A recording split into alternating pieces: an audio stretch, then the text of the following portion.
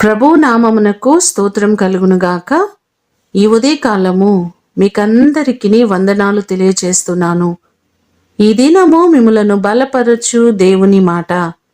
యెహోవాయే జ్ఞానమిచ్చువాడు, తెలివియు వివేచనయు ఆయన నోట నుండి వచ్చును.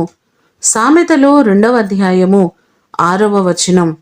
యెహోవాయే మనకు జ్ఞానమిచ్చే దేవుడు, తెలివియు వివేచనయు ఆయన యొద్ద నుండి వచ్చును అని లేఖనం మనకు సెలవిస్తుంది.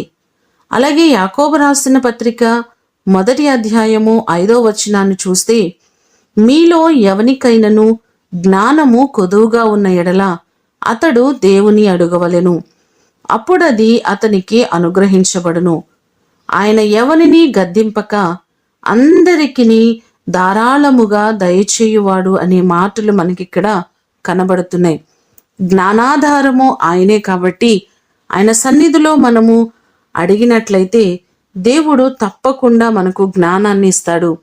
ఈ లోక జ్ఞానము ఒకవేళ అది మనకు ఆశీర్వాదం కాకపోయినా, దేవుడిచ్చే జ్ఞానము, దేవుని యొద్ద నుండి వచ్చు జ్ఞానము మన జీవితాలకు అది ఆశీర్వాదకరం. మన బిడలకు దేవుడు అనుగ్రహించు జ్ఞానము ఎంతో అవసరమైనది. దేవుడిచ్చు జ్ఞానము పొందుకొని మన బిడలు, మన కుటుంబాలు అన్ని విషయాలలో వర్ధిల్ల చేయబడుదురుగాక. ప్రార్థన చేసుకుందాం. మహాగణుడా, పరిశుద్ధుడా, మీ పాదములకు వందనాలు, స్తోత్రాలు.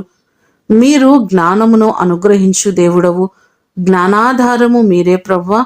మిమ్మలను అడిగిన వారు ఎవ్వరినీ త్రోసివేయక ప్రతి వారికి ధారాళముగా ఇస్తానని మీరు వాగ్దానం చేస్తున్నారు.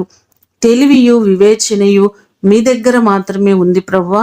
మీరిచ్చే జ్ఞానము మాకు అవసరము, మీ తెలివి మాకు అవసరము. మా బిడ్డలకు కూడా జ్ఞానం అవసరమైనది ప్రభువా. వారి చదువుల్లో మీ జ్ఞానం కావాలి, వారి పరీక్షల్లో మీ జ్ఞానం కావాలి. ప్రతి వారిని మీరు జ్ఞాపకం చేసుకొని ప్రతి బిడ్డకు నీ అపారమైన జ్ఞానము, తెలివిని మీరు అనుగ్రహించండి. ఈ దినము కొరకు వందనాలు, కృతజ్ఞతలు తెలియచేస్తూ యేసు అతి ఘనమైన నామమున అడిగి వేడుకొని పొందియున్నాము తండ్రి. ఆమేన్. దేవుడు మిమ్ములను దీవించునుగాక.